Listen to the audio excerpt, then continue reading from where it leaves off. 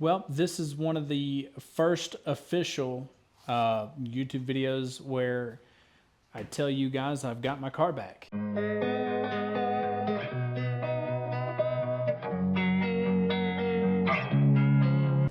I know what you guys are thinking. We've had this car before. A lot of the OG guys, they know this car as HoodRat. And you're probably wondering, what am I doing with this car back? And the truth is, I love this car. This has been one of my favorite cars I've got to own, and I've owned it several times now. I did put the motor and transmission in it, and I did a bunch of the small stuff. Wyatt bought the wide body, and he cut the fenders. The rear quarter was already cut when he got the car. He used to have a Rocket Bunny wide body kit on it, and 13-inch tires, trailer tires, and wheels that were like wide. That was when he first got it. Me and Dylan put the roll bar in it and several odd and end stuff. I put the wide body on it. I drilled the holes and put the wide body on it. Wyatt was the one that actually was the original one that purchased this wide body, and I believe he got it off Flying Miata. Wyatt bought the motor, and then when I bought the car, I got the motor with it. Motor and the trans. I ended up putting the motor and the trans in, and then he did a couple odds and ends when he got it back recently. One of the big things he did is he put a tunable ECU in the car and tuned it a little bit. He did put a 3D printed throttle body thing on it. I don't exactly know what that piece is called, but it's part of the throttle body. He did put new suspension all the way around. I wish I had a video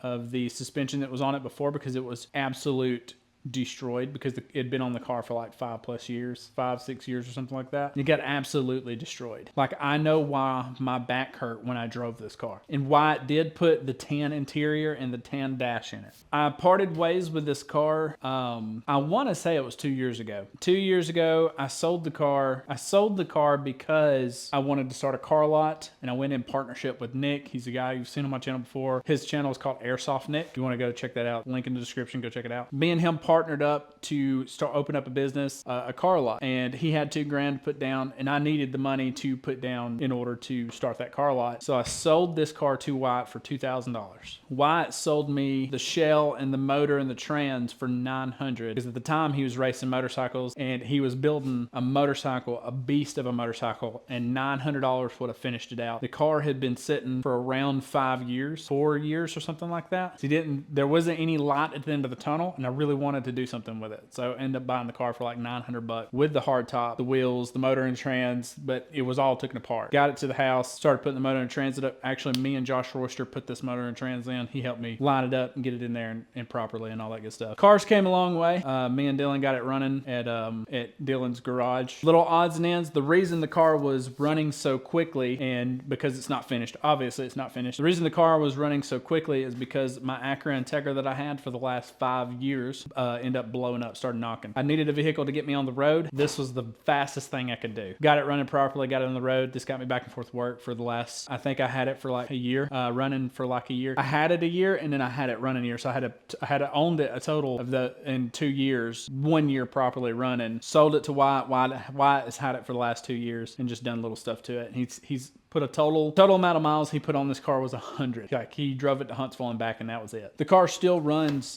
This car still runs perfect. There is an issue if I leave it running too long. If I sit in one spot and leave it running too long, it's usually around, I think it's 5 to 10 minutes or something like that. I start getting lifter ticking from, it's like it's not pumping enough oil to the head, and once you get out on the road it stops, because obviously there's oil circulating. So I do think the oil pump might be weak in this car, or the heads, because these 1.6 heads are very known for the ports. They're just very, they don't pump oil into the head properly, so that could be an issue as well. It is running fine. Don't get me wrong, the car's running great. It is literally this, if I have to sit, if I sit for too long, the head starts ticking. I am going to fix everything on the car. I'm taking the wide body off, and we're going to paint the car. That's probably going to be the first thing I do, is paint the car, because I really want to paint it. I'm looking for a front bumper. As of right now, not found a front bumper. I messaged a guy. He's got like 4 junk bumpers sitting in his yard. I was like, how much you want for one? I'll come get it right now. He said $400. I said, you could eat a... Now, I wasn't mean to the guy, but that is ridiculous. So at the moment, I'm not got a front bumper. I'm waiting on a good deal. I'd like to pay around $100 for a front bumper, because it's a front bumper. cover, a front bumper cover. And there's people in the Miata industry, or the Miata game, I guess you would call it, that are just ridiculous on prices. Like even a fender. These fenders are $11 at Keystone. The reason I can't get a front bumper at Keystone is because they're discontinued. I'd like to throw that out there. They do not make front bumpers for the Miatas anymore. They still make fenders. Fenders are $11 at Keystone. I am going to start cleaning up the engine bay because this was my fault. There's nothing bad and there's nothing crazy happening here, but it could use some cleaning up. I just throw the motor and trans in it. I needed to get this thing running, and that's what I did. So it's not the prettiest thing in the world, but it does look like an absolute project, as you can tell. I'm going to paint it white. I'm going to primer it first with some filler, because there is some spots on here I need to fill, especially on the hard top. There is some spots where some sanding was, when we were getting it ready, started sanding the top down, and there's like spots in the hood, I keep saying hood. There's some spots in the hard top that we got too deep. I need to put some filler in to smooth it out and get it right again. I'm going to leave the roll bar the color that it is. If you're wondering why the hard top is off, is because I absolutely love riding with the hard top off. And if you guys have known me for as long as you have, every Miata I've had has had a roll bar in it, and I usually ride with the top down. And then I had a Miata a long time ago. It was a very HoodRat-ish Miata. It was like the Miata I called HoodRat first. You know, it's kind of along the same lines of this. It was 18 different colors. It had a massive spoiler on the back of it. I was riding around with no hood and no roof all the time. It had a roll bar in it. It was a really nice car. It was not a nice car. Let me rephrase that. It was not a nice car, but it was really fun to drive. Me and that car have a lot of memories. I do not know what happened to it. The last time I seen it, I traded it for a Jeep, and the guy that got it, his name is Justin. I won't say his last name. I'm not sure what he did with it, but I do know he didn't have that car like a week later. But he did a lot of buying and selling and trading and stuff. So of course, it's gone. I wish I knew where that car was, because I would definitely buy that back. I'm a hoarder for cars. I don't know if you guys have noticed. I don't think you have. On the finishing panel on the rear, I had put a bunch of Pokemon stickers on there, and it looked really cool. But I ran out of Pokemon stickers, so I couldn't cover the whole thing. But there is like a crack on the side, so I figured this would be like a little quick fix on the finishing panel. Again, people charge a massive amount of money for these Miata stuff. Like any Miata part that you have to buy, if you can't 3D print, just expect to be spending a massive amount of money on it. I do like this wide body kit. I want to keep it. I do want to try to find the bottom piece that goes to this front. Again, this finishing panel, I'm going to just cover it with stickers again. The reason the stickers are faded is because I tore my ACL not long ago. I tore my ACL maybe, I think it was like a year or two ago, and I was out of work. I had to sit up for a while. So the car sat for like probably 3 months, and it sat in the sun, not under a carport, and everything got faded. I do want to try to get another seat because I've always hated the seat. The seat has followed me with 3 Miatas. You would think I'd like this seat, but I just like how it keeps me deep in the car. It's deeper than the stock seat because I am kind of tall and I am kind of a big dude in the hips and in the stomach, as you can tell on the video here.